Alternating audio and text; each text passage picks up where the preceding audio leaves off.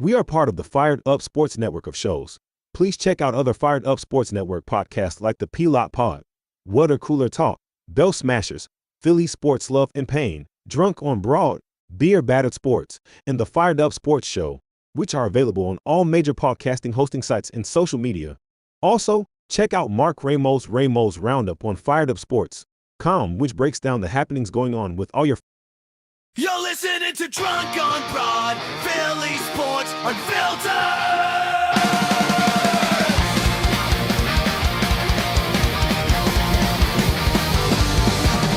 From Broad Street down to the bank, we bleed red, green, black, blue, and gray. Racial classes, game day pride, Philly's hardware, drunk on the ride. E.A.G. Elliott flying on at night, Six Stars lights up, the sky's so bright. Flyers crash like thunder on the ice, Philly swinging, everything's nice. Union chanting, passion loud and raw, city of grit, we break every law. Up, down, drunk on broad, no we don't sleep. City of champions, running deep. For another round, let's make it loud. Feel it forever. We're Broad Street proud.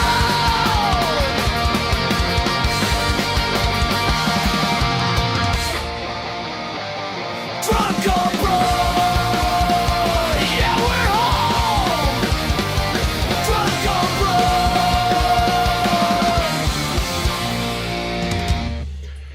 Oh, well, Eric, good morning. It's well, I didn't think we'd be sitting here talking about this, but we got our wish, right? They're in a dogfight.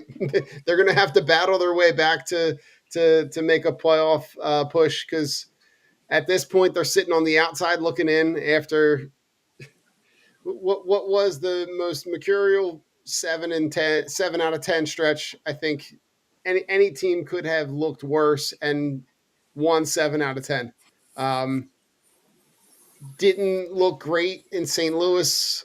Like, just offense is like completely absent. You score one run in the last 2 games in that series. You waste really good outings. I just don't know where to go with this team. If there was a team that could have broken Luis Ariz, they have. They found him, right? Like, you get a guy who can always find an open spot on the field, and he manages to have an 0 for 15 stretch. I just don't know where to go with this team. This team is quite literally the most confusing thing I think I've encountered in the last couple sports seasons. Yeah, I mean, I think the main word here is just inconsistency. Like, you're not like you said, they go and win 7 of 10, albeit in kind of weird fashion. A lot of that was helped by the fact that the Nationals bullpen is just god awful. Yeah. And then coming into 2 series again, against the Blue Jays and against the Cardinals, 2 teams that have are not necessarily having the best seasons, and you kind of lay an egg against both of them. You lose both 2 series in a row now, and yeah, it's like when the offense is going, it's like the bullpen can't hold a lead. When the pitching is going, the offense can't score a run. It's like the inconsistency is there. It's such a frustrating season, really. I mean, it's just been like the ups and downs have been there pretty much the entire time. It's like you come off a good stretch, go into a terrible stretch. Like, there's no just like, hey, let's go like 6-6 over the next like 12 games. It's like we either are the Phillies are either 8-4 of those 12 games, or they are 3-9. Like, there's no in between. Yeah, it just makes no sense. And you're talking about a team that the proverbial window is closing, right? Like, you're talking about guys that are not getting older or not getting younger. You're talking about the depleted farm system, which we've gone into the copious amounts of detail in terms of where they're at. And it just like the leadership at the top, the shine has kind of worn off of Don Mattingly. The confusion continues with Dave Dombrowski. And let's just start there because the trade deadline, we can go through kind of each trade, right? You add Luis Arise and Caleb Killian from the San Francisco Giants. You give up what seemed to be the most prized prospect that the Phillies had around the trade deadline, because they didn't really make any monumental trades after that, which was the pitching prospect Ramon Marquez. And you give up another prospect in Matty Garrett. Like, talk to me about the addition of Arise, because I like the addition of Arise. He's a guy we talked about a while, but I hate how he's being utilized. So I think it's funny because I remember we talked about this. I think maybe even last trade deadline earlier in the year, and I'm like, like I don't know, but since we got Arise and I can kind of see how valuable he can be at different parts in the lineup. I'm a big fan. And getting Caleb Killian in there helps a little bit too, just because they needed someone with some. No, he's hurt. He's on the IL now, but Right. got a guy in there who can throw pretty hard. ERA is kind of hit or miss, but at least it's worth taking a flyer on him. But the Arise deal, like, I mean, right as he came in, like the impact he made was pretty much felt, right? Like, he was driving in runs exactly where he should be, right? In that four Right. hole, where his predecessor, Mr. Bohm, could not do that if there was a guy on base. Right. And it's just like you're seeing fire from him, right? Like he looks like he's like passionate. It looks like he wants to be there. Whereas so much of the rest of this team, it just looks like they're going through the motions. And it really has for the last couple of years. Like, I remember in 2022 watching this team, was like, man, this team looks like they have so much fun.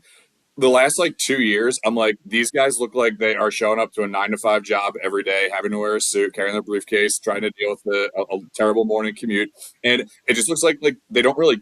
I don't want to say they don't care, because they do. Like, it's hard for us to say that, but it doesn't look like they have that same, I guess, edge to them, where now it's kind of like business as usual. And I think Arise brings a little bit more to that, which I think is fun. And so now, curious, what is your I want to hear your opinion on how they're utilizing him, because I want to see where you're going with it, because I might agree.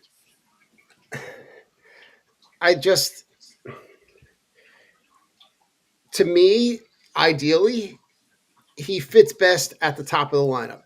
He's a guy that, like, when you see how the bottom of the lineup is utilized, and guys like Marsh and Derek Hill and Crawford are guys that can get on base, and he can be a guy that can come up late in the game and knock those guys in.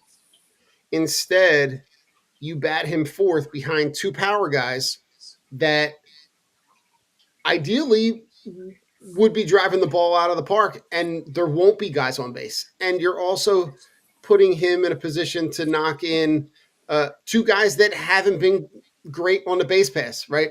Schwarber, for whatever it is slow. And we've known that, which is why he's playing the DH. We've seen him play a little bit more first now. But, like, Harper is what he is, but seems to be like maybe a step slower.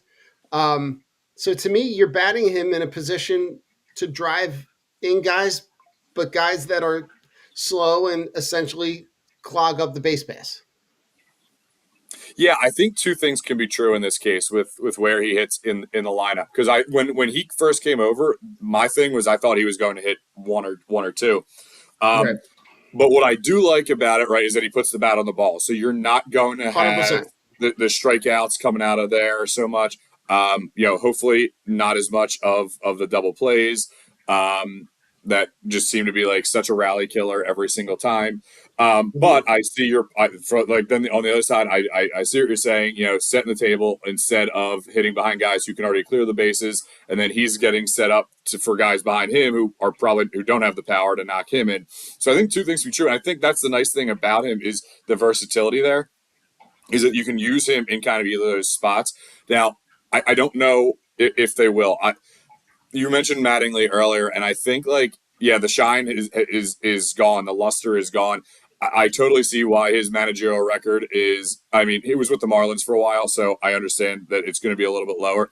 but I understand why his managerial record is under 500 because he has zero feel for a pitching staff. I feel like he does not have he's almost like more stubborn than Thompson when it comes to like switching things around, I think. And it's like I wanted under Thompson, like I wanted him to sometimes criticize these guys, or like maybe not call them out in the media, but be like, hey, yeah, we have to do better because of this, or not to say, oh, he knows, like I don't need to talk to him about it. Mattingly, on the other hand, like throwing Bryce under the bus around the trade deadline pissed me off. And just some other comments he makes. I'm like, I'm done with him, but I don't know if he's actually going to move the lineup around a lot. But I think, having a manager or having a player like Arise, is versatile because you could really hit him anywhere in that 1 through 4 spot, and I think he can be effective. Yeah, no, I don't know. It just feels very confusing. Feels very confusing how because it doesn't seem like there's any kind of rhyme or reason, right? And they're just you get a guy who has the dynamic ability at the plate. You've seen the plate discipline. You've seen Harper be more disciplined in a sense, knowing that he's got a guy that's going to protect him with a guy batting behind him. Mm-hmm. It's just everything after that. There's just nothing. Like the production is just not there. They seem very like apathetic to like there is no like even the hits when they get to second base and the celebration. It seems like perfunctory. Like it just seems like just something simple like that like it's not doing it because your teammates are getting a rise out of it. It's like, oh God, I got to do this thing. Like it's like let me just let me pretend to be a DJ for 2 seconds. Like it doesn't like even in those first couple games with the rise, seeing the energy and the fire like. But it's almost like that over 15 stretch kind of wore off, and now it's like, all right, and now you're in a position where it's like, where do you go, right? Because your Caleb Killian edition was that lasted not even a week before he had the oblique strain, and now he's going to be out, right? And the other guy that you added to that bullpen was Brooks Raley, who barely breaks the pane of glass with the pitches that he throws. Yeah. And then your other acquisition is Colby Thomas, who is, correct me if I'm wrong, sitting in AAA for in exchange for Seth Johnson. There wasn't any of the needle movers, which we didn't really expect because we knew that they didn't have the assets to be able to do it. But it's also frustrating at the same time because the Padres, who have no assets at all. Right? They sell and sell and sell and sell every year, but somehow they managed to acquire 2 starting pitchers. Right? It was Casey Mize, and love that. And oh man, it's funny. I was just thinking about this the other day too, because I'm like, how did the Phillies get nothing and they got 2? Yeah, it was Casey Mize and I'm drawing a blank, but like you look at a team like that like they're selling off whatever assets they have. And Robbie Ray. Robbie Ray was the other guy. Robbie Ray was a guy that we talked about for like. It just is frustrating because it's like you look at teams that are being creative. You look at teams that are figuring out ways to get themselves in a position, and now you're looking at you're looking at a spot where the NL West is probably going to send, like at this point, they're going to send 3 teams to the playoffs. And you're on the outside looking in.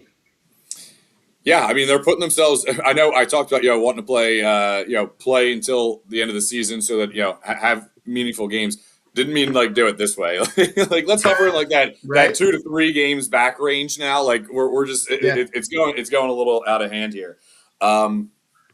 But yeah, I mean, I think when you look at the trade deadline moves, right, like the Brooks Raley, I like that move. Like he has good numbers and everything coming from the Mets. I know he's had some shaky outings here so far, but I think they had to go out and do something with the bullpen. And then the Colby Johnson move, I'm like, I didn't really know much about him, but then I saw he was like a top 3 prospect in the A's organization last year. And I also think that move may have been taking a chance on him, but as much of it's that, I think it's just moving away from Seth Johnson. I think it was like addition by subtraction because Mattingly used Seth Johnson more than any human being should ever think about using Seth Johnson, given that every single outing he appeared in, it was a disaster. Like I just don't know Yeah. how you kept going through it like that. But yeah. So I mean, overall, the trade deadline, I'm like, they added some of the pieces that you think they might need to add, but do they really like? Is there really a needle mover there? I don't think so. And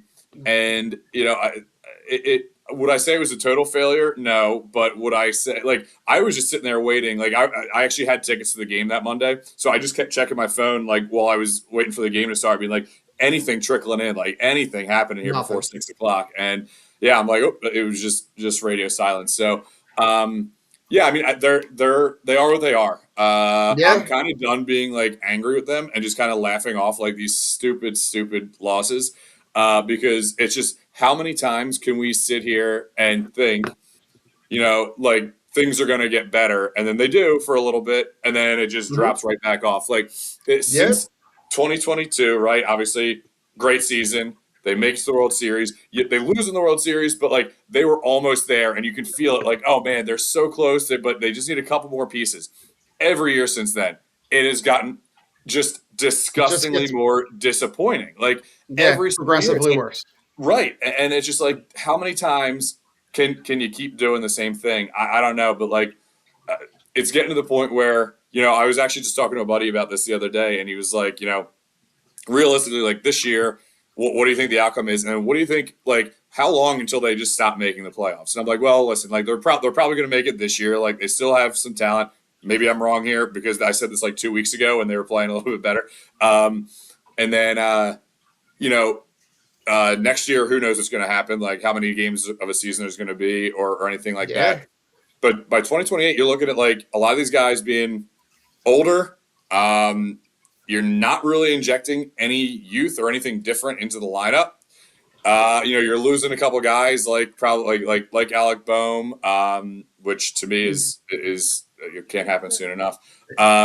But That's definitely an addition by subtraction. 100%. And I feel like I don't even know when this all started, but my disdain for Alec Boehm, just watching his approach, like, he'll get like meaningless doubles sometimes, right? And it's like, okay, it's like maybe he's coming out of it. Then the other night when he's up with what night was that? I was on the shore, so I was watching it, but I didn't necessarily get to see the whole game. Anyway, it was like first pitch, had a chance to tie the game or take the lead, and what does he do? First pitch, bounces in the dirt 6 inches in front of him and grounds out. And then after the game, throws a hissy fit in the dugout, throwing his helmet and everything. It's like, Yep.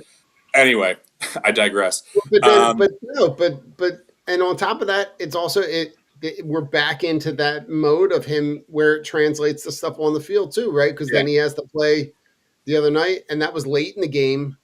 The ball gets hit to him. He's playing first, and the ball is going towards the mound. So his momentum is taking him away from the base, but his first movement is towards the middle of the infield. right, When in reality, the out is at first, which tells me you're not thinking the game. right. Your head is nowhere to be found in terms of where you need to be to make that play. And it's crazy because the other part of the arise move that is perplexing to me is like you shuffled 4 positions to make sure Alec Boehm stayed in the lineup. Yep. That was my When in next point. reality, when in reality, right, like you can just put Stott at third, Arise at second, keep Bryce at first, and put anybody, De La Cruz, Hill, like Right. bring back Rakonis, like anybody, but like he has not a whole lot of value in this lineup because he incessantly grounds into double plays. He incessantly makes bonehead, like the amount of times that we've seen him ground out into a double play or go up and swing at a first pitch after the two guys in front of him walk, or like it's just dumb. And I don't know why they are fixated on making sure that he is a part of this lineup when the writing is on the wall that he's gone. Mm-hmm. And he's not making, like, right, this is last year of arbitration. He's not making that much money. I want to say he's what, like 10, 12 million, somewhere around that. I forget the exact number. But they're willing to eat all this Yeah. money when it comes to Taiwan Walker and Nick Castellanos. I get you can't just eat, I get you don't want to add more to that in dead money. But it's like and now Bryce is like, talking about his knees hurting from going out to right field. He said he thinks it's just kind of like, just getting used to it and everything like that. And he's not super concerned. But why are we risking the health of a guy that we have 330, well, not still, but at one point had $330 million invested in, is the face of the franchise, and we're risking his health to make sure Alec Boehm can play first base for us? By the way, if you look at OPSs in baseball, Alec Boehm is the worst, and it is not even close. Like, it is atrociously bad. Yet this is what the Phillies are deciding to do to keep him to keep him in the lineup. Question for you: do you think so? Alec Boehm, in his final year of arbitration, I think in a rare instance he is losing money by going to free agency. Like, what team is going to stop? Like, is there a chance he gets a minor league deal this offseason? God, like, he's not getting a $10 to $12 million contract. Like, what team is going to offer him that? There's so Eric, the only way that happens is if it's like it's one of your teams that is in the middle of nowhere, Mm-hmm. that is like languishing in the bottom third of the league, and they have money to spend. We also don't know what this offseason is going to bring in terms of like negotiations and cap floors and cap ceilings and like, but like, could I see a team like I'm just looking at a team at the bottom of the standings, right? Like, if Colorado has money to spend, could he play there? Could he play in Pittsburgh or Cincinnati, like, or Kansas? Like, I'm looking like Kansas City. He could go out to the Angels and disappear, and still play. Like, so I think there are too many teams that are bad that probably have money to spend, but there's no way that any front office can look and or that he and his team can walk into those meetings feeling really confident, asking for 10. Like, he's going to have to sign a like a 1 year $3 million, $4 million. That's what I mean. Like there's no way that he's going to have that opportunity to be able to get the contract that he thought he might, because he has done, since he's been up, this is who he is. He has never done anything to be able to justify being the fourth overall pick. Yeah, something like that. Like when and the craziest thing is like the body type. When he first came up, I thought you're looking at a guy that could have the potential to be offensively like Jason Worth, Mm-hmm. right? The body type and the swing structure, like all of that. When he was coming up, was like, okay, like this is a guy. This could be your right-handed power bat that you can stick in the middle third of your lineup and get some production. And he just never was that guy. And this is also this is also like a bigger front office thing, right? Oh, I agree. Like the fact that like you've seen this for the last 3 or so years and didn't jump off the train, that you haven't had the minor league development to be able to get a guy that can push him, that you are looking at a guy at like in Aiden Miller, right? Who's and I know it's an injury based thing, but like he hasn't swung a bat all year. Yeah. He hasn't touched a field all year.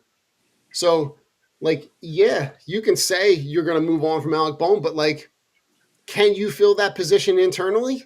You can't say that with any kind of confidence about Aiden Miller, and you don't have anybody else in the minor league system. So, you might be looking at like another year of like you're not going to be able to sign Luis Ariz for another 1 year prove it deal because he's already proven that he has done what Alec Bohm didn't do and earned that 2, 3, 4 year contract, even where he is in his career. Um, it's the way that they have chosen to operate. I can't believe I'm saying this with any kind of confidence right now. But maybe missing the playoffs might be the best thing that could happen to them right now. Wake up Because call. you're going to go into an offseason where you're probably looking at a lockout. So that offseason is going to be extended for how long, we don't know. We could be looking at a long period of time where we don't have baseball. Probably my guess is that it's based on the way that what we hear about the negotiations is probably going to bleed into the summer, and we don't know for how long. I think this team needs a hard reset. General manager, all like farm system, like top to bottom. They have been really bad at developing talent. They've been really bad at projecting talent, and they've been really bad at like they've essentially. I don't know if this is going to be a really old movie reference, but like feels like this is Money Pit. Just constantly throwing like their solution is to just continuously throw more money. And now you're at a point where like there's no more money to throw around Right. because you're what the third, fourth, fifth. You're in the top five for payroll, and you're at right on August 13th. You're sitting here looking on the outside of the playoffs. Yep. Right? The only solace. You're tied with the Diamondbacks, but like, and their schedule in September ain't getting easier. It gets way tougher. Mm-hmm. The only solace to that is at least the Phillies payroll is less than the Mets, who are doing worse than the Phillies. So at least it's small victories, right? Also true. But yeah, I mean, I think you made a really good point. You're like, okay, the stopgap was throw money at it, right? Sign guys for longer term deals to try to bring down the AAV a little bit, and it's coming now. It's like you always knew it was going to come back to bite him in the ass at some point. It's kind of starting now, because you're getting you have longer contracts. You're paying more superstars who are all kind of now. I don't want to say hitting a decline, but they're going to start that soon. Like Bryce has shown he had that one slump for a couple weeks last, but he's kind of coming out of it. Schwarber had that slump; he looks to be coming out of it. But you got a lot of other guys who just haven't really done it. And yeah, you're right. Now there's no more money to throw around, and now after this year there will be, because that Castellanos and Taiwan Walker money will come off the books, so you'll have a little bit more flexibility there. But I don't know if they're going to continue going over into that luxury tax threshold, the highest luxury. When if I'm John Middleton, I'm like, well, where's my money? What's my money going toward? Like, I'm paying these players, we're going over the luxury tax, but the results aren't there. Attendance this year is way down compared to last year I saw.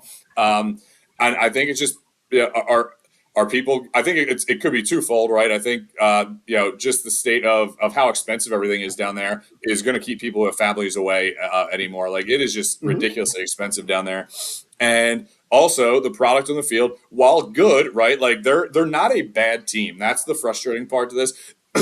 I think, excuse me, they're a fundamentally problematic team, and there are a lot of great way to say it. yes, right. I mean, the word my buddies and I used the other day to describe the team was it was just they're dumb. Like they just make too many dumb plays and dumb things. Fundamentally problematic, I think sounds more politically correct. So you got that going on too. It's like, why would I go spend all that money? I mean, I still am doing it, right? Like I've seen enough bad Phillies teams in my lifetime that like this is not going to be the thing that deters me from not being a Phillies fan. Like, is it frustrating? Absolutely, but you got to try to find find the humor in it. But like, people are going to stop going down, so you're going to start losing a little bit of that ticket revenue. You're going to lose some revenue now with this lockout. So it's going to be interesting going forward. and benefit that money's coming off the books. Yeah, but if this front office is still in place, do you trust them to spend it correctly? No, not even a little bit. This is where, like, I really do feel like everything is on the table. Like when I look around baseball, where am I looking to poach? If I'm Middleton and I'm looking at where am I looking to make sure that I'm looking for teams that are developing young talent, that manage their farm system, that assess that are assessing their internal talent and the external talent and making good moves. And like, I'm going to Tampa first. That was the first one off my head too. Yep. Like Tampa's the team that I'm looking at going, that's a team that incessantly develops talent. Yep. And they may not have the postseason success that we would all think, but like that's where I'm looking. That's a team to me that is just consistently on the balance between the analytics and then the play on the field. Because like around the league, like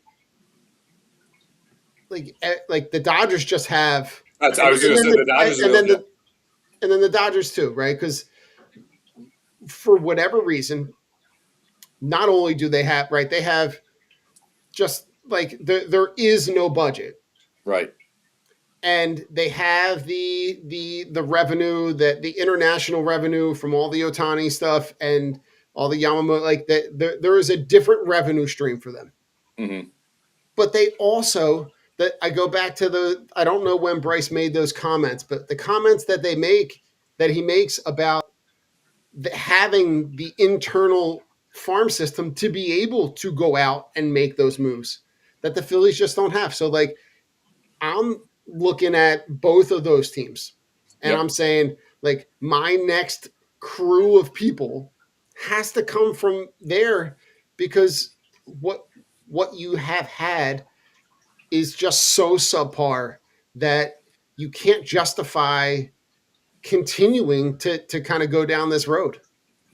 Yeah, I think player development right now is probably like one of my biggest concerns, because they've had top prospects knocking at the door who just have not panned out. Like, and I think it's still way too early to say that Painter or Crawford. Like, I think Crawford's actually having a fine year. I think Painter, since he's come back from AAA, has actually looked much better. So I'm like, I'm not ruling these guys out yet. But I just like, thinking back to prior to them, right? How many top prospects just came up and did not turn into anything, right? And I mean, I'm trying to think back to, like, again, I'm excluding the guys who just came up this year because I think it's too early to have to say that the jury's out yet. But I mean, the last like good prospect, I mean, Bryson Stott, I guess, has been a fine player. But before that, who was it? Like, I mean, are we really going back to? I don't even know. Is it really like because Don Brown didn't pan out, and he was what, 2012? So it's before that. Anyway, the Rays. I mean, the Rays have always, like, if they would spend a little bit of money, they could be perennial like AL contenders. Because the way there's just always the next man up in that system. despite spending no money, and they still have a pretty good team almost every year, is really impressive. But yeah, the Dodgers, to your point there, like people can be mad at the Dodgers all they want for spending money and ruin. I don't believe this, but I mean I can see why people say it, like ruining baseball with the spending money and deferred money and everything. They're playing within the rules of the game. And the other thing is yeah, they spend the money, they trade for everyone, but that's because they have the resources to do it, right? They're able to restock their farm system year after year. And usually when a team goes on crazy good playoff runs and wins back-to-back World Series, potentially going for a three-peat this year, like, and you still have a top farm system, like that, you're not getting the same draft picks that you were getting before. Like it just says how good they are at developing talent, and Yeah. there has to be something changed there. And I really thought when Brian Barber and when Preston Mattingly and those guys came in, things were going to change a little bit. But I think the system was also in such bad shape that it took a while to come out of. But now it's been like long enough where that changeover should have happened, and it's not really. Very much so. And Eric, I'm going to share. I was listening to Corey Seidman speak a little bit yesterday in an interview on PHLY. And the guy who statistically he compares to, Ben Revere. Who are we talking about here? Justin Crawford. Justin Crawford statistically compares statistically rookie year. Their year is pretty comparable. Like the fact that like you're looking at a comparable rookie year from both of those guys, like doesn't make me feel all warm and fuzzy inside in terms of the projections, right? Because when we've been down that experience before. We've had it, yeah. Right, like and I just this is why I'm always on the side of like trading prospects, because specifically with this organization, we've been down this road so many times where the guys get here and haven't panned out, right? Like all those guys that we've talked about being the untouchables. And when was the last time you traded a guy at the trade deadline that panned out and went on to bite you? Like none in recent memory, right? Right. Like, and when I think the big trade with Halladay and Cliff Lee, right? Like the Halladay trade, the what was the big guy? Kyle Drabeck. Kyle Drabeck never. I don't think he ever sniffed the big leagues. Maybe a couple games here and there, but he never made an impact. I think Michael Taylor, was he part of that? He might have been the only guy who played a little bit. Guy that you traded. Carrasco, and he had like a fine career, right? Like I mean, he was not. But it's not like. But he was a guy that you could easily replace too. Like it's not like you were sad to see him go. It's like, oh, cool. He the longevity was impressive. But yeah, it's not like a guy you were missing. I mean, the catching prospect in that Halladay trade was the guy who went Darno, who went on to have probably the most successful career out of them all. But like none of those guys are deal breakers, right? And then you like Sixto Sanchez, right? That was a guy for forever that was untouchable, and he goes in the Real Muto deal, and he ends up getting to the big leagues and kind of falling flat. Yeah. And you look at the guys that they traded when they traded for Jesus Luzardo, and like this is why I'm like, if you have the opportunity to get the guy that's going to help you win now, that's really all that matters, because the likelihood that these guys get to the big leagues and are meaningful just aren't there. The history is just not there to tell you that it's worth holding on to. So that's where like, and then we see it, right? We see Andrew Painter come up and what was untouchable for years, and now has kind of again, young rookie year, right? And it's not an opportunity to write him off, but you can see where it makes it really easy to make that case. Like Justin Crawford was a guy who for forever, and they needed young guys to come up and be controllable and cheap and be productive. I think in a different role, maybe the lens is a little bit different if the top half of this lineup is producing and productive and he just fills in that role. But now you've got another guy in Aiden Miller, right, who is going to be from this point on a reclamation project to be able to get anything out of him. And his value is probably at your lowest. Which is a shame because I think out of all the guys, he was probably the one that I was most excited about in For those top sure. three. Me too. Just because of the end of the year that he had last year. Like, holy smokes. But the back thing is really scary. Because when he got drafted, right, it was the broken hamate, which is like, that's a freak accident, right? Like, it's not like that's something you're going to like continuously re-injure or is going to keep reoccurring. Back issues are not great, especially for someone that age. And it scares me a lot. But I'm like, and it really could not have happened at a worse time. Like missing this whole year. Now, yeah, what do you do about the third base situation? But yeah, just the amount of time he's missing. Who knows how he bounces back? Who knows? Is this a persistent issue that's going to pop up every year or two where he's going to miss large chunks of time due to a back injury? Like it definitely made me a little bit scared about his future. But yeah, I mean, I used to be a guy who was like, listen, I picked one or two prospects from each system that I'm like, listen, these guys I don't want to get rid of in a trade at the deadline. I'm at the point where trade the entire thing, like just give Lehigh and Reading to someone and bring it, like just give the organizations to someone. Yeah, and especially with what went on around Major League Baseball, right? You look at the prospects that they got for Tariq Skubal were like the Dodgers got Skubal and didn't give up anybody in their top five.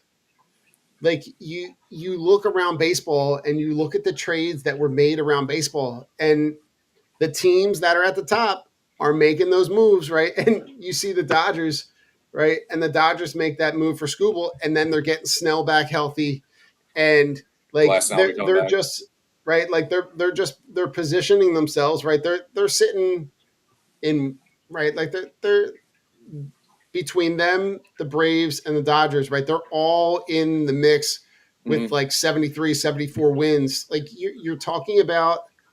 Like they're just positioning themselves. Yep. And they know. No, good. No, they know that they have the ability to be able to turn it on because they have the roster to be able to do that. And the likelihood, like I really would have loved to see Skubal go to Milwaukee to be able, like definitely not Atlanta, but like it just kind of is what it is. I was also hoping for Skubal to go to Milwaukee, and then I was hoping for the Phillies to match up with the Brewers at some point and have a CC Sabathia meltdown from Skubal against the Phillies. That would have been fun to relive, but alas, it's not happening. But that was a really underwhelming trade package that I thought they got back. Which then I'm thinking, okay, the Phillies had to give up Ramon Marquez, who was just moved into their top 5 prospects, for a potential half-year rental of Luis Arraez and a bullpen arm that has never really proven anything. So it's like, I don't know why the Phillies felt the need to give up Marquez. But again, I'm not like prospect hugging here, but it did not seem to me that a lot of top prospects were moved at this deadline.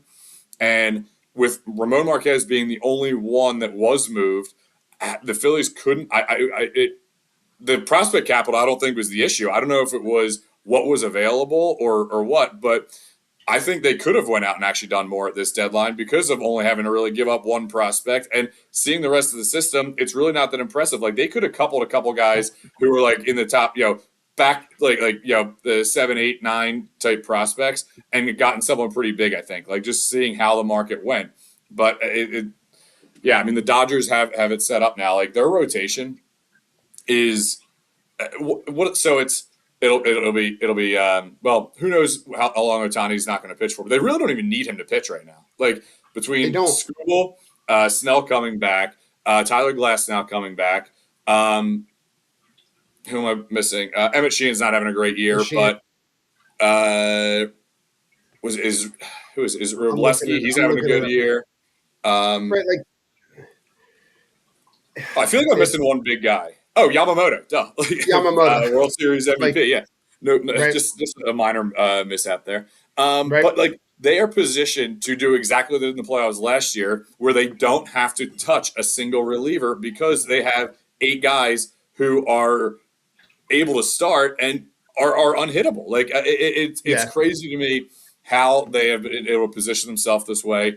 And yeah, I think to me, if I'm the Dodgers, anything less than a three-peat is a disappointment. Like the way they are set up, there is no reason for that a sure. team should be able to beat them unless an injury happens. Yeah, I mean, it feels like it's inevitable. Yeah.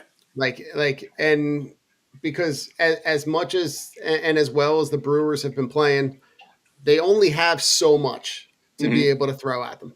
And Right. at some point, the Dodgers just have more. And they have a lineup that just never stops. And they Yep. have like guys that are going to put the ball in play and get on base and situationally produce. And like it really does feel like it's inevitable for them to be able to just kind of like when they get there, they'll figure it out and they're really Hmm. comfortable with it. And they have the finance like the financial stuff is like and the deferments and they have really done a really good job at manipulating the rules to be able to work for them. And I can't fault them for it. So Yep. on a completely fun note, Phillies are playing in Iowa tonight. They're going to play at the iconic Field of Dreams field in Dyersville, Iowa. And of course, I'm going to start with a negative because it's just the way I feel about this team right now. The game's only available exclusively on Netflix. So why? I know they signed these exclusive broadcast deals, but this game should be available locally Yep. At least for both locally. for the Phillies audience and the Twins audience, and Hmm. that to me is really frustrating. But seeing the field, seeing the pictures, seeing all of the the movie theater part of it, Hmm. it's really cool, and it's really cool when it's your team. Yes, that's what I was gonna say because I feel like I've watched these before, but like if the Phillies were playing at the same time as the Field of Dreams game tonight on not Netflix, I would be watching the Phillies over the Field of Dreams game, right? Like, so I think it Right, is way more fun when it's your team. Like going back to even a few years ago when they played in Williamsport with the Little League World Series. Williamsport, Like, yes, again if it's my team, like I'm gonna watch it. But yeah, I think it's really cool that they do this. I've been looking forward to it for a little while now, and I really like the old school uniforms that they went back to for this. that was gonna be my next thing. Yeah, they're pretty sharp looking. So yeah, I think it'll be fun. Hopefully, the Phillies don't make it absolutely agonizing for us, but I think at least you have other stuff to kind of distract you from double plays or first pitch swinging or whatever else they might have in store for us tonight. For sure. Yeah, I think for me, I like one. I'm a uniform. I'm a jersey guy. Like Mhm. I love the jerseys. They're a throwback, but not a throwback to something they've already worn.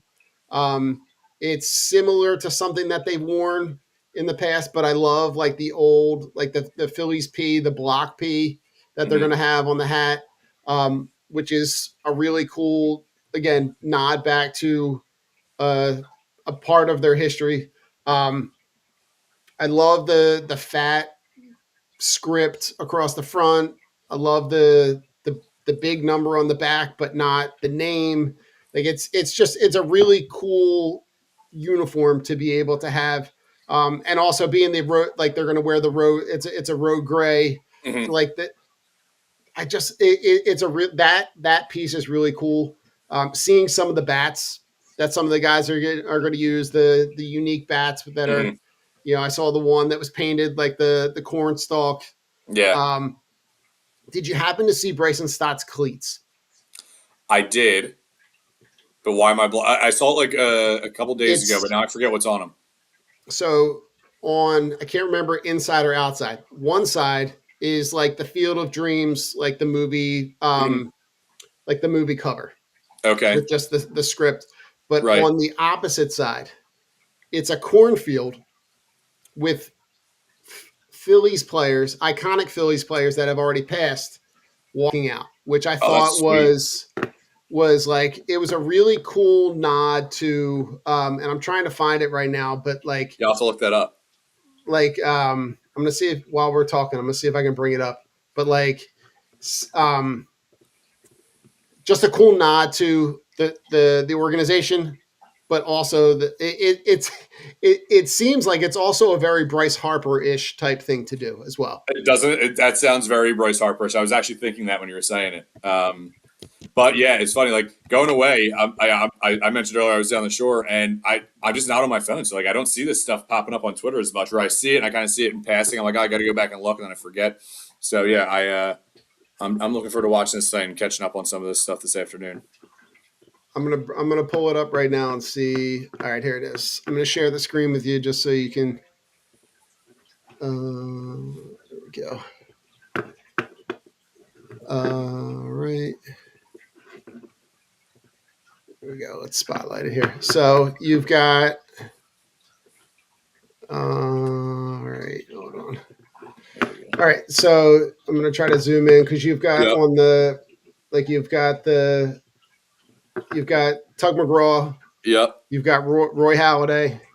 Darren Dalton. You've got Darren Dalton. You've got Robin Roberts. You've got Richie Ashburn, and then you've got Harry Kalas. Nice. That's awesome. So like that is a good nod. It was a really cool thing for me to kind of see like that blend of past and present, and also to blend it with this iconic moment. It's just really cool. So it is really cool. Speaking of real quick Phillies, lore and everything. Always love watching Alumni Weekend. This one in particular, really liked it. Chase Utley was like, growing up, my favorite player was always Darren Dalton, and then Chase Utley, since Dutch retired, was kind of my guy. Really cool to see him get into the Phillies Wall of Fame. Hopefully Cooperstown is on the horizon. Also a little startling to see some of these older guys come out. Oh my God. Like it's like, I mean, I don't necessarily consider myself old, but holy crap, like watching these guys just from year to year come out on the field, it's like, oh, like Steve Carlton does not look like Larry Boa. Larry Boa might live to be like 150. Like that guy just doesn't seem like he ages at all. Steve Carlton doesn't look great. Gary Maddox, it seems like he aged really quickly. I was sad to see Pat Gillick, have to get wheeled out there and everything. Like I know he was already older, but it's just like, man, it starts to really hit you when they're giving nods to all these guys, who passed, or just seeing some of these guys who you grew up watching and are no longer, kind of in the same. Well, obviously not going to be in the same physical condition as they did when they played. But it's just crazy to see how some of these guys look both ways, positive and negative. Yeah. One, the plaque for Chase Utley. Yeah, they got to find a new guy for this because the Jimmy one wasn't good either. No, it looks like a guy that played in 1927. Yeah. Doesn't look like him at all. And then, just to end on something super funny, I saw one of the T-shirts that was floating around that said, "Pat Burrell's my biological father," which I thought was like a really cool thing, like really just like a funny thing for Alumni Weekend. Yeah. So coming back probably. Anything on the way out? No, I was just going to. That was the last thing I wanted to touch on was Alumni Weekend and Chase and all that. But yeah, I mean, we need to. The Phillies need to finish out August here strong and get back kind of into the window of a playoff picture, because I'm not ready for Red October to be over, even though I am almost positive I know how it's going to end. I'm just not ready for that to stop yet. So go Phils. Gotcha. Let's go on a little tear here. Go Phils. Hey, listen to this guy. Tell me how you're feeling here. You're screaming. I am stoked, baby. You're screaming like it's still the game going on. We're talking about the Defiance here. The